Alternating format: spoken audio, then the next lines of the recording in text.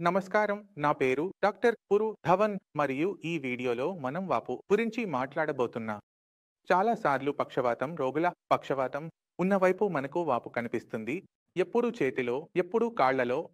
అయితే అలాంటి వాపు వస్తే దాన్ని చూసి రోగి కుటుంబ సభ్యులు కూడా భయపడతారు. ఈ వాపు ఎందుకు వస్తోంది అని. అందుకే మనం అర్థం చేసుకోవడానికి ప్రయత్నిస్తాం. వాపు ఎందుకు వస్తుంది మరియు దాన్ని ఎలా సరిచేయవచ్చు. ముందుగా వాపు ఎందుకు వస్తుందో అర్థం చేసుకుందాం. అయితే మనం మన శరీరాన్ని చూస్తే మన శరీరంలో మన గుండె మొత్తం శరీరంలో రక్తాన్ని పంపుతుంది. రక్తం మన కిందికి వెళ్తే అది తిరిగి పైకి కూడా రావాలి మరియు ఇందులో మనకు సాధారణంగా సహాయం చేస్తుంది.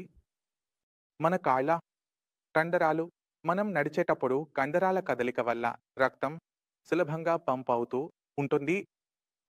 మీకు పక్షవాతం వస్తే మీరు కాలు కదిలించలేరు, కండరాలు కదిలించలేరు. అప్పుడు ఏమవుతుంది అంటే ఈ పంపింగ్ కింద నుంచి పైకి జరిగే అందులో కండరాలు సహాయం చేస్తాయి. అది సహాయం చేయలేకపోతుంది.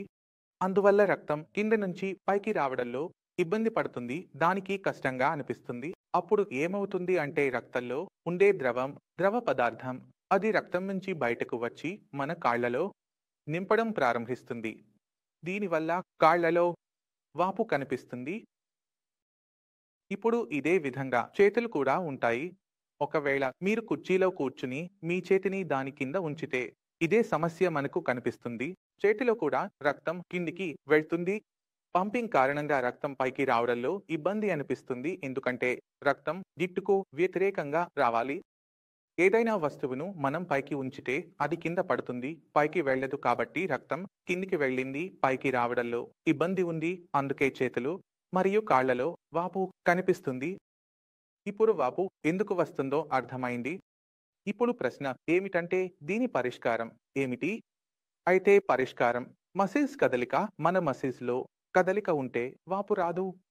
ఇప్పుడు ప్రశ్న ఏమిటంటే మనం మసిల్స్ లో కదలిక ఎలా తీసుకురావాలి? దానికి రెండు మార్గాలు ఉన్నాయి. ఒకటి యాక్టివ్, మరొకటి పాసివ్. చేతి స్వయంగా పనిచేస్తే మనం కొంచెం కదిలించగలిగితే అది యాక్టివ్ వ్యాయామంలోకి వస్తుంది, యాక్టివ్ కదలికలోకి వస్తుంది. అయితే మీ చేతిలో కొంచెం కదలిక ఉంటే మీ చేతిని కదిలిస్తూ ఉండండి, తద్వారా వాపు తగ్గిపోతుంది. అదే విధంగా మనం బ్యాక్తో కూడా అదే చేయవచ్చు. మీ కాలు నడవగలిగేంత బలం ఉంటే నడవండి.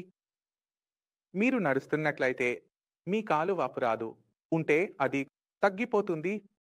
రెండవ విధానం పాసివ్. ఇప్పుడు పాసివ్ అంటే ఏమిటంటే మీ పని ఎవరో చేయాల్సి వస్తుంది.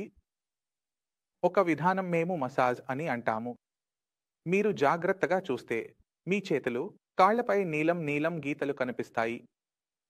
ఈ వీనస్ అంటే ఏమిటి అంటే దీని లోపల అన్ని రంగులు కనిపిస్తున్నాయి. ఎందుకంటే దీని లోపల ఆక్సిజన్ కొరత ఉంది మరియు ఇది వీనస్ అంటే ఆక్సిజనేటెడ్ రక్తాన్ని శరీర భాగం నుండి ఎక్కడికి తీసుకెళ్తున్నారు? మన హృదయానికి వెళ్తుంది. అక్కడ సహాయంతో దానిని ఆక్సిజనేట్ చేస్తారు మరియు ఇది మళ్ళీ రక్తం శుద్ధి అవుతుంది. ఇప్పుడు ఈ రక్తం ఏ దిశగా వెళ్తుంది? ఈ రక్తం మన హృదయానికి వెళ్తుంది. కాబట్టి మనం మన హృదయానికి లోపలికి మన చేతిని ఈ విధంగా మసాజ్ చేస్తే, కాళ్లను పైకి మసాజ్ చేస్తే మనం ఏమి చేస్తాము? మనం రక్తాన్ని సులభతరం చేస్తాము. మీరు హృదయానికి వెళ్ళండి. మనం చెప్పినట్లుగా మనం రక్తాన్ని పంపిస్తున్నాము. పై నుండి కొంచెం ఒత్తిడి పంపించి సులభతరం చేస్తున్నాము. దీంతో ఏమవుతుంది అంటే వాపు తగ్గిపోతుంది, వాపు పోతుంది. మరియు మనం ఏమీ జాగ్రత్తగా ఉండాలి అంటే మన చేతులు కాళ్ళు కదిలిస్తూ ఉండాలి, నడుస్తూ ఉండాలి. తద్వారా కండరాలు కదులుతూ ఉంటాయి మరియు వాటి మధ్య ఉన్న ఆర్టరీస్ నరాలపై ఒత్తిడి పడుతూ ఉంటుంది మరియు రక్త ప్రసరణ సరిగా కొనసాగుతుంది. ఇప్పుడు కొన్ని పరిస్థితులు అలా ఉంటాయి, వాటికి మసాజ్ చేయడం వల్ల అనిపిస్తుంది. కొన్నిసార్లు డాక్టర్లు చెబుతారు మసాజ్ చేయించుకోవద్దు, దీనివల్ల ఇది జరుగుతుంది, అది జరుగుతుంది. వారి కోసం కూడా మన దగ్గర పరిష్కారం ఉంది. మీరు మసాజ్ చేయించుకోకండి. మీరు పాసివ్ వ్యాయామాలు చేయవచ్చు. పాసివ్ వ్యాయామం అంటే మనం కదలిక చేయాలి కానీ కదలిక ఉండదు. కాబట్టి మనం మరో చేతిని తీసుకుని ఈ కదలికను ప్రారంభిస్తాము. అందువల్ల ఇది కూడా పాసివ్ వ్యాయామంలో ఉంటుంది. లేదా మరొకరిని చెప్పవచ్చు. తర్వాత మీరు మరొకరిని అడగవచ్చు, మీరు నా ఈ వ్యాయామం లేదా ఏదైనా వ్యాయామం చేయించండి అంటే మసిల్ వ్యాయామం చేయించండి. దీనివల్ల ఏమవుతుంది అంటే రక్త ప్రసరణ బాగా ఉంటుంది. రక్త ప్రసరణ బాగా ఉంటే వాపు రావడం అవుతుంది. ఇది వాపును తగ్గించడానికి సులభమైన మార్గం. పాదాల్లో వాపు కనిపిస్తే మరొక పని మీరు చేయవచ్చు. మీరు పడుకున్నప్పుడు పాదాల కింద దిండు పెట్టుకోండి. దాంతో ఏమవుతుంది అంటే పాదాలు కొంచెం పైకి ఉంటాయి. రక్తం పై నుండి కిందకు రావడం సులభం అవుతుంది మరియు రక్తం సులభంగా వస్తుంది. వాపు తగ్గిపోతుంది. కాబట్టి ఈ వీడియో ద్వారా మీరు అర్థం చేసుకున్నారని నేను ఆశిస్తున్నాను. వాపు ఎందుకు వస్తుంది మరియు ఏ ఏ విధాలుగా మనం ఈ వాపును తొలగించవచ్చు మరియు దీనికి భయపడాల్సిన అవసరం లేదు. అయినప్పటికీ మీ మనసులో ఏదైనా సందేహం ఉంటే లేదా ఏదైనా అడగాలనుకుంటే డాక్టర్ అందుబాటులో ఉంటారు. వారితో మాట్లాడండి. వారు పూర్తిగా వివరించగలరు మనం ఎలా పారాలిసిస్ను జయించగలము. ఎందుకంటే పారాలిసిస్ అనిపిస్తే అది చేతులు, కాళ్ల వ్యాధి లేదా చేతులు కదలడం లేదు, కాళ్ళు కదలడం లేదు అనిపిస్తుంది. కానీ నిజం ఏమిటంటే మెదడులో ఎప్పుడైనా క్లాట్ వస్తే లేదా నరాలు పగిలితే మెదడుకు నష్టం జరుగుతుంది. అది మీ చేతులు, కాళ్లను కదిలిస్తుంది. మనం ఇలాంటి రోగిని బాగు చేయాలంటే ఎక్కడో ఒకచోట మనం మెదడులోనే మెరుగుదల తీసుకురావాలి. మీరు ఏదైనా చికిత్స చేయిస్తున్నట్లయితే దానిలో మీ మెదడుకు కూడా చికిత్స జరుగుతుందో లేదో చూసుకోండి.